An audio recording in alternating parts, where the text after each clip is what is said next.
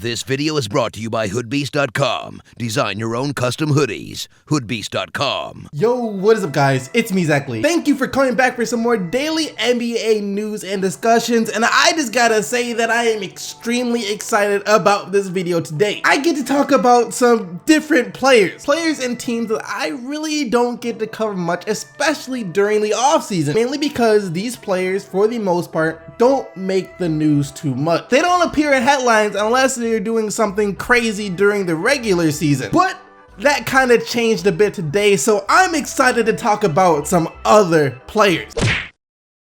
And the first thing we gotta talk about today is that man Giannis Atentokounmpo, aka the only man alive who can pick up his dribble at half court and still get to the rim without traveling. And I don't even want to hold y'all up. I'm gonna just show you guys what I saw, that when I saw it, I had to take the time out of my day and pray for every other person in the NBA. First though, I kind of gotta remind you guys, just refresh your memory on what Giannis looked like before. Here's a picture of Giannis Atentokounmpo in the 2016-2017 NBA season. He had put on a lot more muscle than he had in the 2015-2016 season.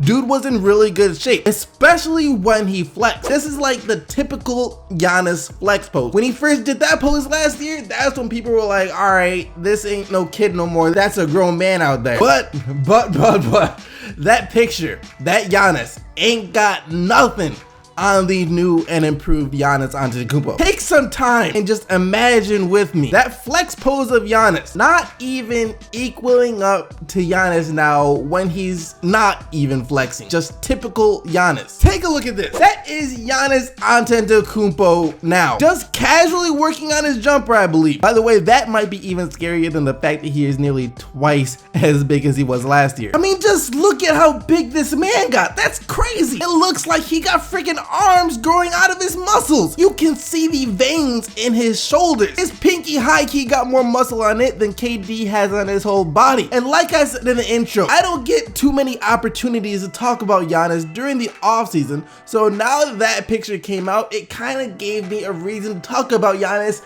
and I'm not gonna pass that opportunity up. This man right here is 22 years old, only 22, coming off the best season of his career, which was also a historic NBA season. He was the first player in NBA history to ever reach top 20 in all 5 statistical major categories: scoring, rebounding, blocks, dunks, and steals. Top 20 all 5. If those two things, knowing that he's 22 and that he's already had a historic season like that, if you know those two things and that doesn't scare you in and of itself, I don't even know what to say to you. You should be terrified. I have a hard time just imagining how good Giannis could be 5 years from now. Last year was the first year that the Bucks fully put the ball in Giannis's hands. That was the year they came out and said he's going to be our primary ball handler going forward into the future. This is his team to lead, and he's the guy that will make the decisions on offense. And if I had to compare his 2016-2017 season to the 2015-2016 season, to me it's kind of the same as when James Harden got traded from OKC to Houston. When he was with OKC, we all knew he was a good player, of course, but it was in his first year in Houston that we all sat back and like, we didn't know he was this good. It was the same thing for Giannis last year, except of course he wasn't traded to the Bucks. He was always the Bucks.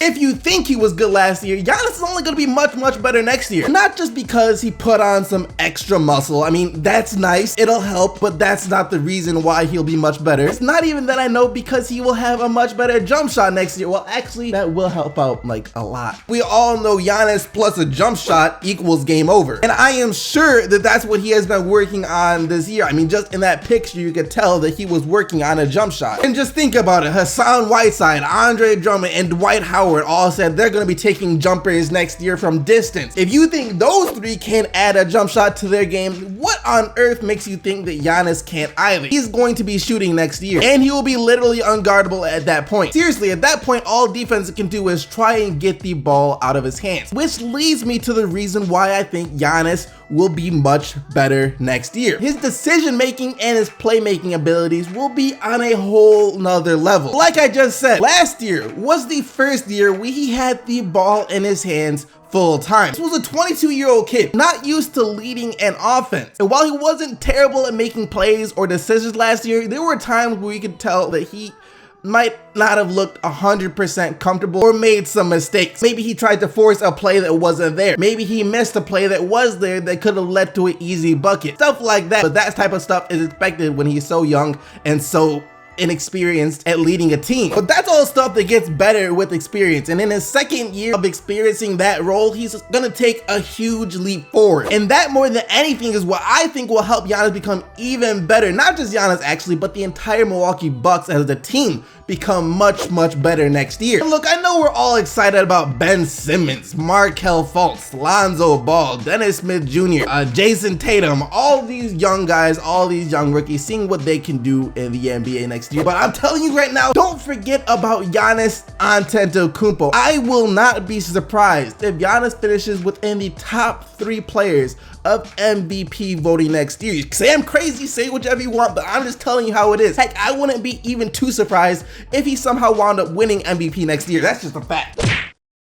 What is a point guard anymore? What is a position in basketball anymore? I'm just waiting for the day when there is a 5'8" Hall of Fame shot blocker and rebounder that enters the NBA. When that day happens, I can officially say the positions are gone forever. They might not be gone forever, but it's getting pretty close. And I think this just would have been the Raptors' backup plan had Kyle Lowry walked away in free agency. They just would have moved DeMar DeRozan over to the point guard. Since Dwayne Casey said last night that DeMar DeRozan will see more time playing point guard next year, we had to get a better mentality of ball movement, man movement, and spacing. DeMar DeRozan, have him handle the ball a bit more as a point guard, a facilitator, and a passer. Kyle Lowry, moving the ball a bit more, spacing up. We don't want to give our whole what we're trying to do next year away, but again, it comes down to passing the basketball and better spacing, more so than one-on-one play. Point guard DeMar DeRozan, that isn't the craziest thing I've heard. When Kyle Lowry was out during the second half of the season, DeMar DeRozan had the ball in his hands all the time anyway, so it wouldn't be too different. And I think during that stretch, he averaged 4 to 5 assists, something like that. But that's not what should have Toronto fans excited. What they should be excited about is the fact that Dwayne Casey said they're going to move the ball next year. NBA fans used to call the Raptors the mini version of the Thunder back when the Thunder still had Kevin Durant. The Thunder's offense would just get Russell or Kevin the ball and move out the way. Same as the Raptors, get DeRozan or Lowry the ball